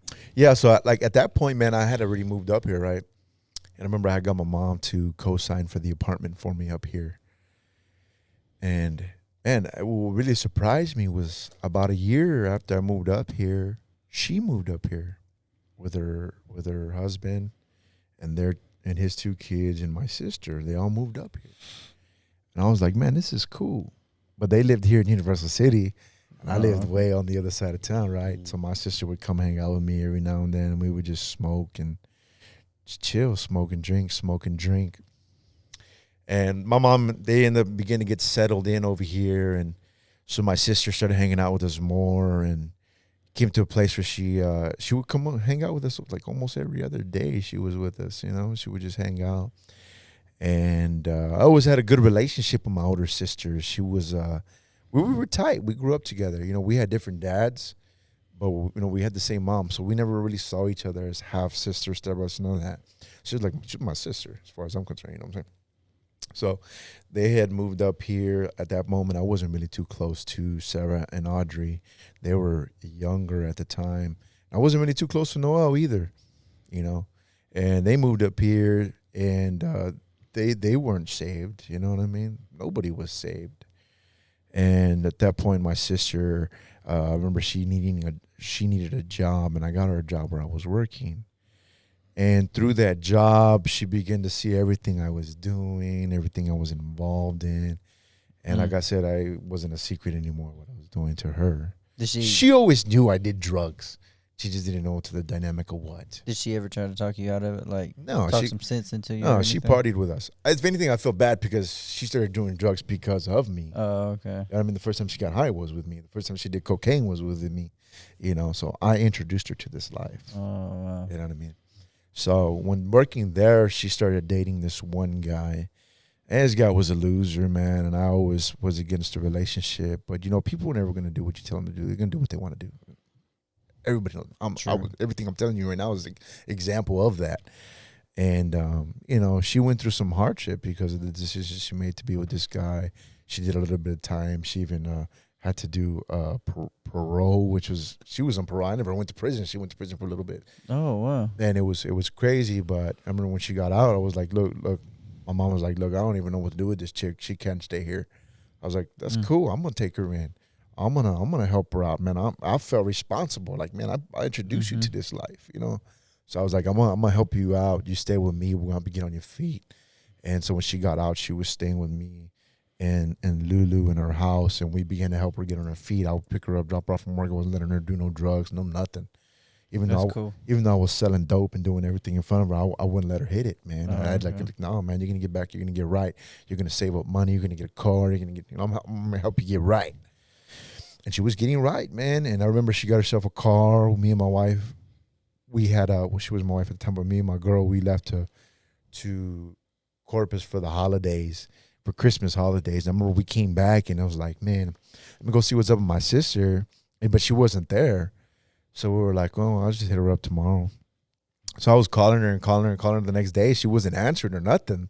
So I was like, man, this ain't right. Something ain't right. Like, we're tight like that for it not to be answered. So I called my wife. My wife's like, hey, went into her room and her stuff's not in there, man. She moved out. I was like, what? She was like, yeah. So I remember tripping out and she had moved out. And I was blowing her up and she wasn't answering my call. So I was like, man, she's up to something. And then that's when I remember the next day I'm at work and my mom calling me, telling me that the cops were at her house. She knew it was because of my sister. I was like, man, she just reported the other day. She's been doing good. She's been doing her thing. So I don't doubt that that's what it is. She's like, yeah, I told them they probably have the wrong, because Sarah and Audrey were home and they were little and they were freaking out because they were there. And then so she's like, I just told them not to answer the door. So then my mom calls me back like 10 minutes later. She's like, hey, they won't leave, dude. They're banging on the windows now. And I was like, that's crazy. So at that point, I had no idea. It was, she was like, I know it's about your sister. I was like, man, I'm thinking like, dude, my sister's straight. Like, she's on point. She's doing her thing right now. She's good. And so and she called me back. She's like, they called me. It was about your sister. I need to go to the house right now. And I was like, wow. And so at that point, I'm blowing her up. I'm like, man, what are you getting involved in? And her phone's off. It's like not even ringing. So I was like, what's up? So that's when my mom called me back and told me that, that they had I needed to go to her house. I was like, what do I need to go to your house? I could hear in her voice. She was crying. I was like, Mom, why are you crying? She's like, your sister, she's dead. Oh, wow. And I was like, dead? She's like, you need to get over here now. So I was like, wow. Like, I was taken aback. I remember I didn't cry or nothing. I was more angered than anything. And I remember I was at work. I darted out of the building and jumped in my car, and I was driving over there like it hadn't sunk in. You didn't even say anything to anybody. You just left. Yeah. No, like I said she's dead. Like I said it loud so the people in the office heard. And the people in my office knew my sister because she used to work there. Mm-hmm. Oh, wow. So everybody was kind of like taken aback by it, And I remember when I got in the car, that's when it hit me, and I just broke down. I was crying. Like, I couldn't believe, like, man, she was just in the house before we left for Christmas. And so, like, I couldn't figure out for the life of me who would do this. Because ever since she got out, I kept good tabs of her. Like, no, I got you in this crap, and I'm going to do my best to make sure you get right. And I remember going to my mom's house, and, man, it was like a circus, dude. There was detectives everywhere. Wow. They're like, yeah, your sister was murdered. And I was like, man, that's even worse. Like, I don't know what I was thinking when I heard dead. I didn't know murdered or what, but when they said murdered, and they wouldn't give us details. Detectives are. They only want to tell you what they want you to know. And they wouldn't tell us nothing other than that. They're just like, look, we'll just say this. They weren't nice to her. And I was like, well, did you find her car? And they're like, no. I was like, well, she just got a car like 2-3 weeks ago. And she has bad credit, so she got it from Second Chance Finance Company. So they put a GPS tracking system on it. This is where she bought the car. Go see them. See if you can figure out what's up with the GPS tracking. And so they did. I remember I called my wife at the time. She was going to go pick up Adam from daycare. My sister still had the key to my house. So it's like whoever has a car has access to my house. So I remember I called my homeboy. I was like, I need to go. I stop at Home Depot, buy locks to change all the locks in the house. And I change all the locks. I go to get my gun, and my gun's missing. And so right away, I'm like, oh, man, my gun is missing. So I called the detective and told him, dude, my gun's missing. Like, what are you going for your gun for? I was like, I need to defend my family. What do you think I'm going to go to my gun for? Whoever has my sister's car has a key to my house. I have children. I said, I need to defend my family. Like, what kind of gun was it? I started telling them Smith & Wesson, 40 S&W. They're like, what kind of bullets did you have in it? I said, Winchester. I said, well, that's the round and the brand casing we found at the murder scene. Oh, wow. And I was like, wow. So they're like, you need to file a police report right now. Stolen gun. So I filed the police report, and then they ended up finding them like 2 hours later. And that was a big, big turning point in my life. I felt responsible for that because it ended up being that same guy that she was dating that I told them they couldn't see each other no more. And she went behind my back once she got her own car. Now she's mobile. Yeah. You know, we always talk about, you know, these guys, they come in the church and they don't have nothing. You're bringing them back and forth to church, and they get their car, and all of a sudden they just disappear. Yeah. And that's what happened to her. She got her car, and she just went off on her own, started seeing this guy again. Got a hold of him through social media, and he was a dope fiend. And so I got into it with the guy he was staying with, and he came and helped my sister move out because she knew that was the only way she could see him if she moved out of my house. And so she had moved in with a friend from work, and he helped her move. He went in my room and stole my gun. And he went back to that place he was staying with, and he killed that guy that he was staying with. He shot him through the door, and then he kicked the door open and shot him 3 more times in front of his wife while she hid in the closet. Oh, wow. And saw it do it. I didn't call my sister to help him get away. And he ended up just leading off my sister somewhere, getting her out of the car, and he shot her and dumped her there on the side of the road and took off with the car. And so that was a big point in my life. It was a turning point. Like if drugs ever made impact in my life, it just went over the top. Downward, you're saying downward, or more like God, I need help, or like drugs. I need more drugs. I didn't need God. I needed more drugs. That's what I felt, you know. So you was trying to escape now, right? Absolutely. And you know, it wasn't real bad at first. At first I maintained. At first, it was like I need to be strong for my mom. You know, my wife was tore up. My mom was tore up. The family was tore up. I'm like, in my mind, I'm the only male. I need to be strong. I remember I couldn't even let myself cry at the funeral. It was like I cried for maybe like 10, 15, maybe 30 seconds. But I couldn't allow myself to grieve. You know what I mean? Like I was always, when I was younger, I guess being through so much, I would cry for everything. I would cry for anything, and I hated the fact that I would cry for everything. As I got older, I did the best I could to mask how I felt. So when things like that really impacted me, I did my best to not show it, to disguise it, to hide it. And I couldn't even really, right, I really couldn't grieve about it. I remember one time crying while I was in the shower where nobody was around, you know, where I could really grieve alone. Yeah. But that didn't suffice, you know. So to me, to cope with it, I started using drugs more heavily. And that's when I started to use meth. And I started to use ice. And that just sent me in a whole other direction. Because that I hid, you know. I had my girlfriend living with me. I had my son living with me. And I really didn't even want my friends to know I was doing ice. And that meth is a whole different thing, though. I mean, it's a whole other animal, man. It's something like, you know, one thing I hated about cocaine, even though I would still do it, is I could never get enough. The only reason I would stop is because I didn't want to keep buying it. You know, I liked money more than I liked cocaine. And I knew that I had to spend my money on it, you know, if I wanted to get high. But that meth, it was something else, man. And dealing with people, you know, in the ministry and stuff that, you know, drug addicts, meth addicts, you know, one of the ways I describe it is like, and I've told people before, like to me, meth is like a demon spirit in drug form, man. Absolutely. It's more than just a drug. It's a demon spirit, man. And that's what it is. I remember there'd be times when, you know, when I was going through it, I was going through all that. I ended up getting into turmoil with my girlfriend, which is my wife now. I ended up leaving, getting my own place. You know, she's at work. I run a moving company. I cleaned out. I took all the stuff out of the house, got my own apartment. And once again, here I am, not having to hide anything from anyone. You know, that's what I was always so good at, hiding who I really was from these people that were most involved in my life, because I didn't want them to know. You know, even when I sold drugs with my girlfriend living with me, it was like she never knew to what extent I was selling drugs. I couldn't tell her. I couldn't tell her how much money I had saved up. I couldn't tell her who I was messing with. I didn't want to implicate her in anything I was doing. Yeah. So I always felt that's what it was. So when things got really bad in my life, nobody would believe me because nobody knew just how deep I really was, what kind of people I really messed with, who I was involved with, the things I was really doing at work, and the people that I was mixed up with. I would always end up finding somebody who I shouldn't be messing with, you know. Yeah. And so this meth, man, it took me to a whole other realm I'd never been to. Yeah. It opened up doors, you know. Being on it when I was alone, I remember it was demonic. You always had that sense of somebody's there with you. Yeah. You know what I mean? You know you're alone, but you just feel like you weren't alone.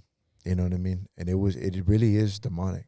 I really see how these people walk around talking themselves and having their conversations. And one thing I always prided myself in was I never took drugs to get high. Man, I went above and beyond, over the edge with everything, you know.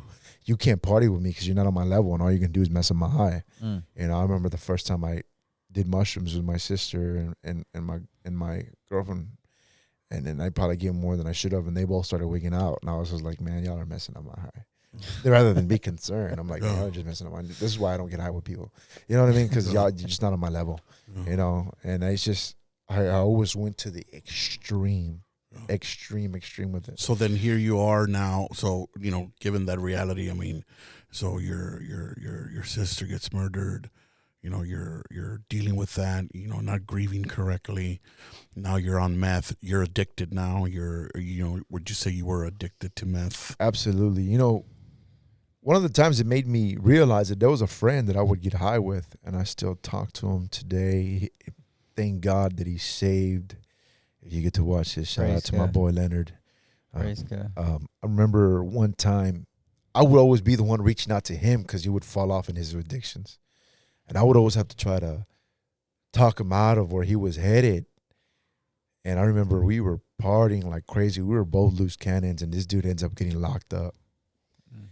And I'm still going on my binge, doing what I'm doing, and this dude gets out. And I remember I'm so lost. So like, hey, Leonard's out. And I'm like, so what? Like, I'm single. I done left my kids. I done left my house, everything that I built, you know, and I'm on my own. I'm tripping. I was like, so what? I ended up running into him, and he's like, hey, vato, what's up with you, man? I was like, I'm good. What's up with you? And he's like, hey, bro, I know you don't see it, man, but look at yourself, bro. Look at yourself, dude. Andas todo prendido. You're all wired up, bro. You don't even see it. You look bad, bro. I was like, who are you? Who are you to be talking? You know, the places I seen you. Yeah. You know, who are you to tell me anything? But I ain't trying to hear that. And he felt that because when I was the one telling him stuff, he wasn't trying to hear it either. But, you know, he said something. And I remember it hit me that day I went home. I was like, man, I'm bad.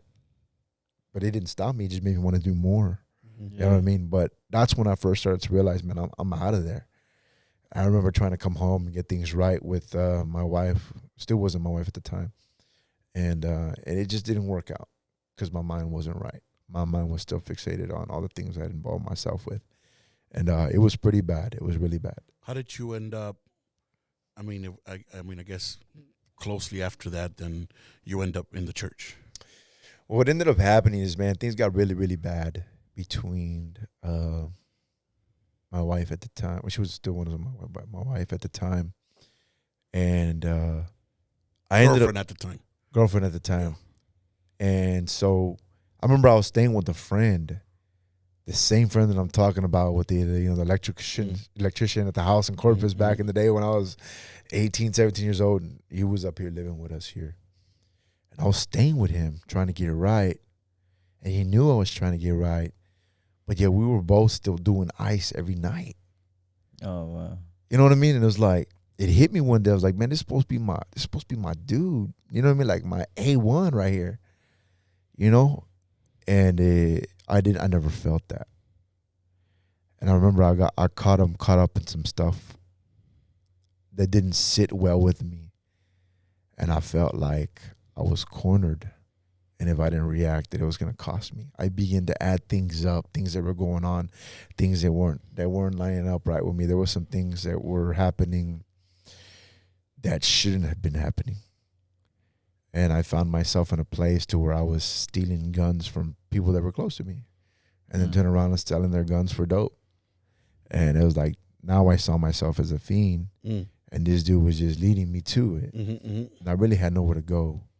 And I had taken all my stuff out of my house, and I had it in his garage. So at that point, I knew it, like, either I'm going to have to act and do something to this guy, or I got to get out of here.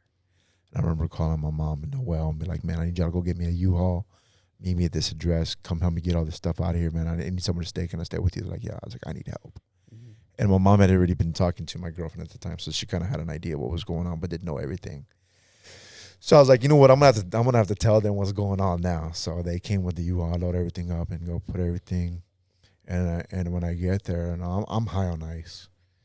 So I'm high on ice, and of course they don't believe anything I'm telling them because I'm high on ice. My mom may never see me like this, and I'm sitting here trying to tell her how deep of the things that I've been in. Like when I got stabbed, I never even told my mom I got stabbed. Like, she didn't come to the hospital and see me because she didn't know. I think I told her like maybe a couple weeks or a month after I got out of the hospital. Oh, by the way, I got stabbed. What? Like, yeah. Oh, by the way, I got stabbed. I just never. My mom. I mentioned how my mom raised me, and I didn't want to be a disgrace. Like, I didn't want to worry her. She was still kind of coping with what happened to my sister. It was still somewhat fresh. And so, I was like, I got to stay with y'all. And at that point, my mom had already started coming to the church here in Universal City. And, Noel was being ministered to by Brother Rick Enrique from the Mother Church, and they were working together. So he had started coming to church here with Pastor Will, and they would always tell me, come to church. And I can see my mom coming back to God. She, like, God dealt with her with what happened to my sister. And so when I needed help, she was like, okay, we're going to help you, but you need Jesus. So I was like, it's crazy that she said that, because I was just talking to my friend, the one that I was getting high with. There was a point where he got out of prison, and he was involved with some people as well, organized crime. And he didn't do what he was supposed to. And so there was kind of some confusion when he tried to get right. And another one of my friends called to tell me, hey, what's up with so-and-so? I heard he's trying to get his paperwork right. And I was like, man, I don't have anything to do with that. Well, he ended up deciding not to get right with those people, and instead gave his life to Jesus and got saved in Corpus. Praise and God. the pastor was also involved with the people he was involved with at one time. And he was going around claiming he was with them, even though he wasn't. And I remember they beat him up they put him in a coma. He was in the hospital. And when he came out the coma, he got saved, and he became a pastor, and he began to help my friend, and my friend got saved. And so they gave my friend the pass A. He's like, you know what, never mind. I don't want to get my stuff right. I give my life to God. I'm good. They said, okay, cool. We'll let you make it. But then he came up here and went right back to where he picked off, right? So when we were there getting high, we started talking about God. And I remember we were talking one night, and I was like, man, you know what? That's probably what we need. That's probably what we need. We're thrown off, bro. Like, he had 4 kids, and they're all there in the house, in a 3-bedroom house, and we're in one of them getting prendido all the time. Like, where's the rest of your family? Like, this dude's going to work just so we can get high. Who's paying the bills here? You know what I mean? And he's got his wife and his kids there. And I'm like, dude, we're messed up, bro. Like, I'm not even working. I'm just hiding in here because of what I'm going through. And so I remember I went to go stay with my mom, and I'm trying to tell her everything. They don't believe me. So at that point, man, I'm already involved with some stuff, and some people are trying to get me, and nobody will believe me. And I remember I ended up getting into some mess with my mom and Noel at their house, and we get into an altercation. They called the cops on me, and I had to end up leaving. And so I left that day. I had nowhere to go. I remember calling my friend. He was like, man, just come down here. I tell him everything I'm involved in. He's like, come down here. I can't watch you from down here. Come down here now. I'll watch you, bro. I'll take care of you. I'll throw you something, get you back on your feet. We'll clean you up. Everything's good. So I was like, all right. So I remember I'm on my way down there, and I'm high. I'm coming off my high. And I remember, like, everything began to hit me at once. Like, man, what are you doing with your life, man? Look at you. You said you were going to have this daughter when you were 19, and you would never leave her. Now you got 2 other kids you ain't providing for. Now you got 3 kids you're not providing for. How long had it been since you ain't seen your kid? I mean, Adam and Alyssa. Alyssa was a little baby. Adam was 3. I had probably seen them probably like 3 weeks before that. Mari, I still hadn't seen her since she was. I saw her when she was 12, briefly trying to restore the relationship, but I messed that up too. And so it'd been a while. You know, I had a brief cameo with Mari, if you will, for a little bit. You know, and then I messed up on that. I fell off, and so it really wasn't. Still, I felt like there was no connection with her. You know. And I was thinking all this, and I was like, man, you know, I'm on my way down there. These people that are trying to get me, my friends, like, we just got to take care of them, you know, and make this go away. And I was like, okay, so when I get down there, I want to do this. And when I get back, I'm going to do this, you know. And when I got back, what was on my mind was killing my girlfriend, which is my wife now. And I was like, that's the only way that's going to cure or take care of what I felt inside for her. I had a lot of animosity and hurt towards her. You know, I felt like where we were at, I had a lot of hate towards her, even though I was no better towards her. I felt a lot of hate because of infidelity, things that I felt weren't going right in the relationship, things that I felt that were wrong. There was so many untruthful things. And so me, not in my right mind, I just wanted to kill her. I wanted to blame her for what I was going through. It's just like a drug addict. You blame everyone else for where you're at. Yeah. And then I came to my senses, and I was like, it's your fault. It's your fault. You did this. You did this to your kids. You're the sorry dude. You know? And I just started thinking to myself, if anyone deserves to die, it's me. You know? And so I remember pulling over to the side of the road and saying, you know, I'm going to kill myself. And I was like thinking about my mom, and I was like, man, you know what? Let me just send her a text message, let her know, you know, I'm sorry, but this is it for me. You know, I don't deserve to die. You don't deserve to go through this anymore.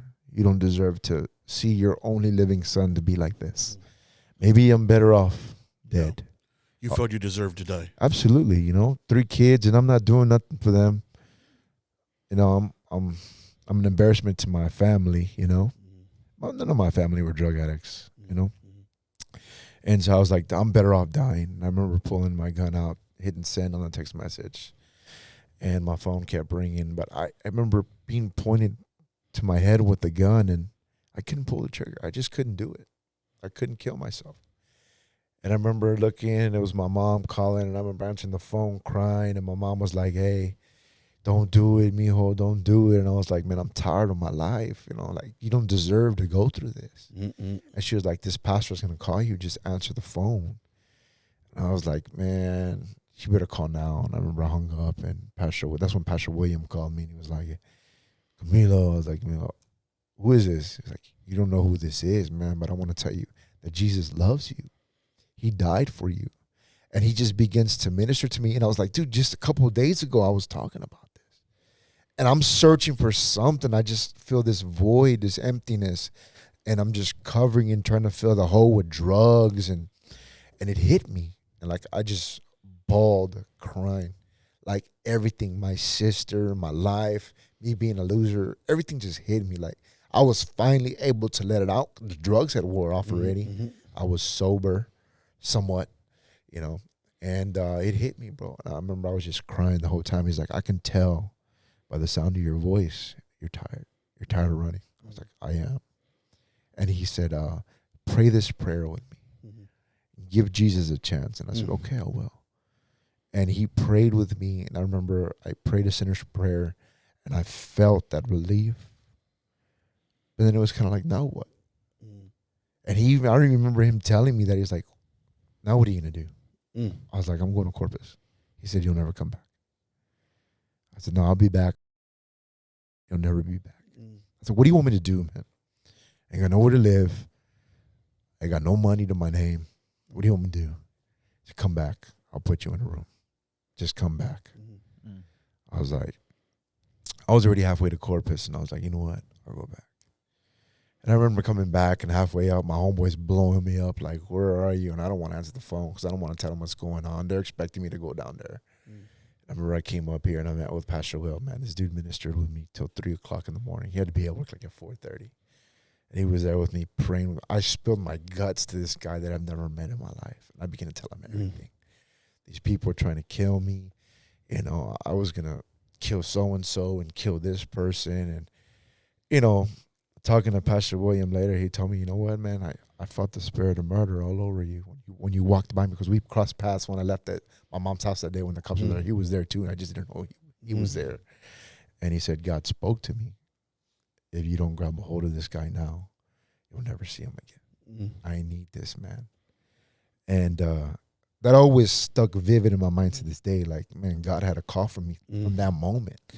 But Pastor Will couldn't tell my mom that. You know, my mom was just like, no, I don't want to give him. She didn't want to give Pastor Will, like, give me his number. I need to talk to him. He didn't want to tell her what God spoke to him because my mom was still kind of brittle because of what happened with my sister. But, you know, she ended up giving him the number because I remember he said that he was still there when I had texted her and told her I was going to do that. He was like, dude, this is exactly what God spoke to me. I need his number now, you know. So that's when she's like, I'm going to give this guy your number. I was like, call him. Tell him to call me. And that's when I got saved, you know. It was you felt it. I didn't surrender completely, but God, even still with an unfully surrendered heart, God moved. God moved at that moment.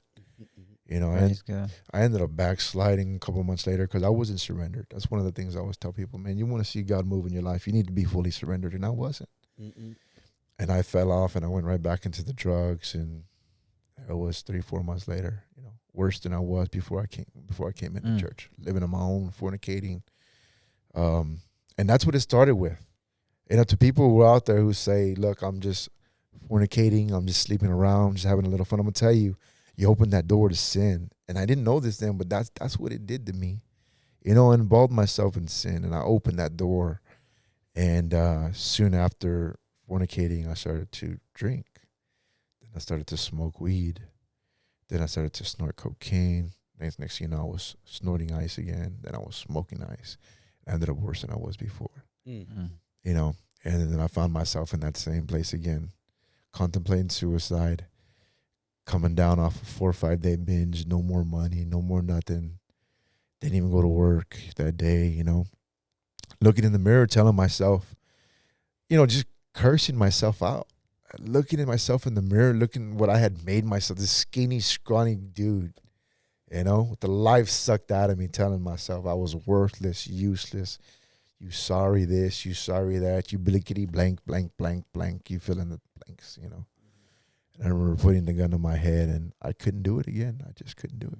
I never had the guts to do it. And I remember falling on the floor, crying, just done with life. Like, you worthless, dude. You can't even kill yourself. You know what I mean?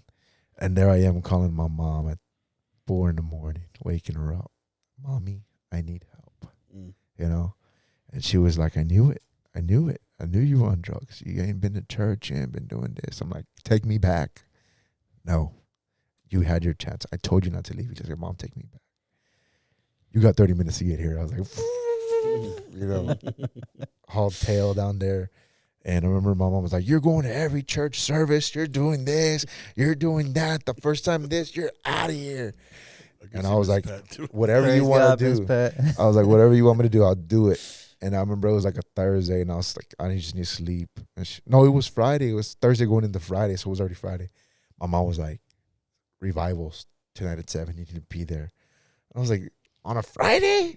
She was like, yeah, and you're going to be there. There's Friday night service. There's a men's class Saturday morning. There's a service Saturday night. There's a service Sunday morning and Sunday night. You're going to be at all of them. Getting everything. And I was like, whatever. I just need to sleep, man. I ain't slept in days, you know. I went and crashed out. I remember I woke up, and it was time to go to revival. And I remember waking up, and my girlfriend, well, my ex-girlfriend at the time walked in, which is my wife now, you know, and she walked in. She was all scatterbrained like she always was at the time. And I was getting up to go to the revival, and she was kind of looking at me like, what are you doing here? I was like, I'm going to revival. She was like, you're going to revival? I was like, yeah. I was like, you're going or what? She was like, yeah, but I got to leave the kids. She was leaving the kids with my mom. She's like, I still got to go get gas. I still got to go do this. I was like, if you want, you can come with me. She was like, okay. So we came together, you know. I loved her. I can't say I didn't. That's why I had so much hate. You know, you can't hate someone so much unless you like care or love them so much at one point, you know. But I still loved her. That's why I had so much pain, you know. And so I was like, yeah, I'll give you a ride. You can ride with me.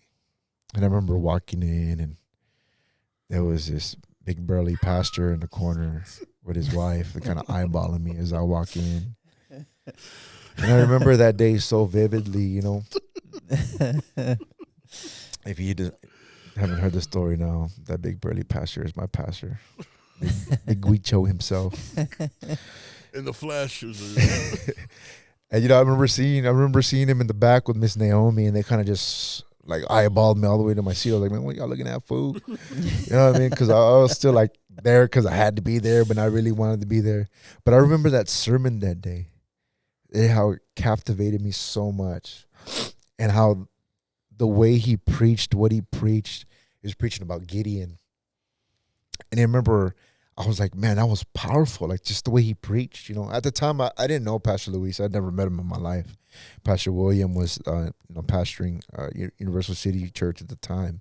So I never met this guy. And I remember leading up to that, like I said, I was saved. I was coming to church. Every time we'd have a guest speaker, they would come and give me words. And I remember I was looking at Pastor Will like, man, you can't be telling these people my life, man. He's like, dude, I'm telling them nothing. He's like, bro, then how do they know? He's like, man, God gave them that word. I was like, nah.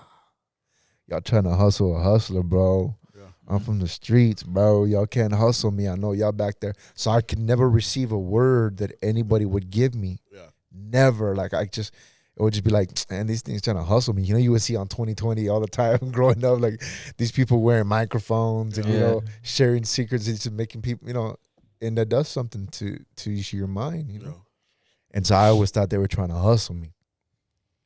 Well, at that moment, I wasn't counseling with nobody. I had been out the church for so long, 4 months, you know. And I remember at the end of the sermon, of course, I didn't answer the altar call, too prideful. And I remember Pastor Luis came up to me and gave me a word. And I remember it hit home because it was like, if you ever want to talk about the hammer hitting the head of the nail, that was it right there. You know, I remember he came up to me and he was like, sir, I don't know what this means, but God says you know what this means. And I was like, okay, what do you got for me today? You know? And he was like, God says it doesn't matter what you see when you look in the mirror. And right away, I could think about last night I was looking in the mirror, cursing myself out, telling myself I was useless, I was worthless. And he said, God says you're not worthless. And I was like, wow. God says you're not useless. And I was like, okay, 2 for 2. And he was like, but God says he's got a plan for you. If you would just allow him to grab a hold of you, if you would surrender your everything to God, God would do something in and through you and use you in a way you would never even imagine. And I remember I was like, and it's like, it doesn't matter about your past. And it hit so hard because it was like, dang, that was just last night. Nobody knew about that. You know what I mean? And it was like, you know, people say they're about to die and their life flashes before their eyes. Every word I got in the church before that, every word just like was flashing in my head. Like, dude, that was God the whole time. You know what I mean? This whole time I've been running and denying God. And it was so real. And I remember he said, are you saved? And I was like, nah, I ain't saved. He was like, can I pray for you? And I remember I looked at him and I said, please. You know what I mean? I was like, please. I remember he led me to pray and he prayed for me. And that day was so real. That was the day that just changed my life, May 24, 2014. You know, that was the day that I was fully surrendered. That's miraculous. And it was just like, everything was real. Everything began to change from that point. What did you start doing after that? I mean, it wasn't like right away, like, oh man, I'm changed. Baby doll, let's get married. It was nothing like that, you know. But my mind began to change immediately. Yeah. Like I said, I was going on a 5-day binge before that. Yeah. It was a shift, a real dramatic shift. Paradigm shift. Like, I mean, I woke up early to be here at the men's class the next morning. Like, that was so not me. You know what I mean? Praise God. But I was still kind of tripping a little bit. That breakfast and stuff. I didn't want to eat nothing. I didn't want nothing from nobody. You know, because I was still in my, like, people are still out to get me, man. One way or another, they're going to get me. Mm-hmm. And so I still wasn't really trusting nobody. So I still had a lot of issues to deal with, but my life changed dramatically. There was still a dramatic change, you know. But one of the powerful things that about this, what he's mentioning here right now, is that I had no clue that him and Lulu were together. They were sitting right here in the front row. And then I gave Lulu a word without even knowing. I mean, I didn't never met him before, and so I gave Lulu a word, and I remember I don't remember your word for word, but I know what you're saying. But I remember I told Lulu, I said, you've been praying for some things, and God's hearing your prayers. Keep praying, and I remember she started crying and stuff, and but I had no clue that I had no clue that she knew what she was praying for was him, but I had no clue they were together. You know what I mean? So when I gave her that word, I mean that was even further confirmation of God's involvement in this thing and stuff. And from there, I mean, they started to live for God, and God just began to develop you, and eventually, went into the discipleship. They got married, went into the discipleship mode, and here they are today. Here they are today, pioneering the church in Live Oak, Texas, and stuff. And so it's just I've heard Camilo's testimony before. I pastored him. But to hear it afresh, I mean, it's just so impacting, it's so sobering, and so powerful, man. To hear that, and it, it just, and of course, just like Casey's situation, we will have Camilo back, to share even more stuff now from the ministerial perspective of it, because here we are, he gets saved, gets saved, discipleship ministry. Eventually, now he's pioneering, him and his wife, and from the ministerial perspective. But again, the dynamic behind this is look at this man's life. You're listening to this. I mean, think about people out there who feel like it ain't gonna work, like I ain't gonna make it. There's like hope. I remember Camilo, and Camilo's not just a disciple. He's not just, I mean, I consider him one of my closest friends, and I remember him. People don't, and the reason why this is so, and I know I'm kind of like all over the place here at the end, but people don't understand the greatness of this. I remember him from the beginning when he came back that time, and I met him, to where him and his wife are today. You cannot say God's not real, that Jesus is not real, man. This is take what you just heard, man. And I mean, there's so much more stuff that we can talk about. We're way past. Where are we at, Daniel? Okay, and so which we'll bring him back, because I want to talk about his daughter coming back into his life. I mean,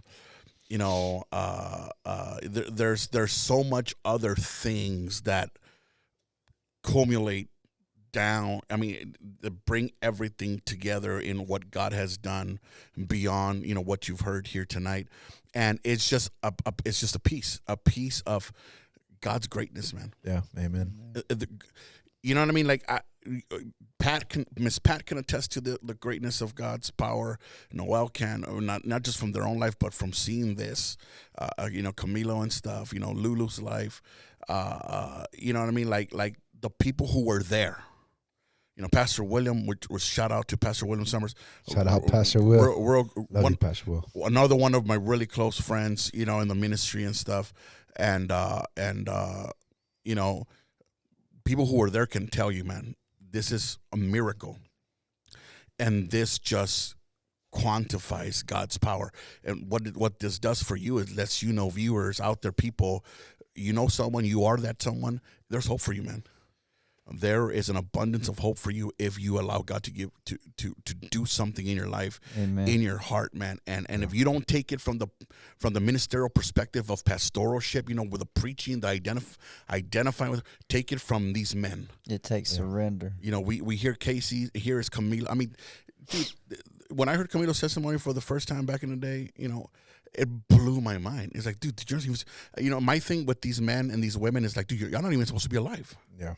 You're not even supposed to be alive, yet you're here. I mean, this is miraculous, man. This is beyond that. This is just God's greatness and power. And so that is the hope we're trying to convey to you, viewers, people who view this. And I know, I mean, I can feel the power of God, man, the presence of God as he's speaking. And I'm pretty sure it's going to be conveyed through this podcast when you view this at home. And you know. Yeah, one thing I want to say real quick, Pastor, if you will. What I want everybody out there, if you can get anything from this, is I want you to know this. You will never, ever experience God in a supernatural way, ever experience or understand or feel or see God's will in your life until you fully surrender to him. I want to tell you you heard me say that I backslid. That change in my life happened the moment I surrendered my heart. I'll never at any point in my life take any kind of glory for where I'm at today. I always give God the glory, but I'm going to tell you, it takes a surrendered heart. Mm-hmm. You want to be someone who can lead people to Christ, surrender your heart. You heard Casey's, you heard mine, and every testimony you hear from this point forward, it's gonna be because of a surrendered heart. You want to see God's glory, God's supernatural power in your life, surrender your heart completely to God and let him do what he wants to do in your life. Amen. So give us your comments. We want to hear from you. Your comments. Like the episode, the podcast, whatever. Let us know what else you want to see, what else you want to hear, and of course, there's many opportunities to bring him back, to bring Camilo back, from a ministerial perspective.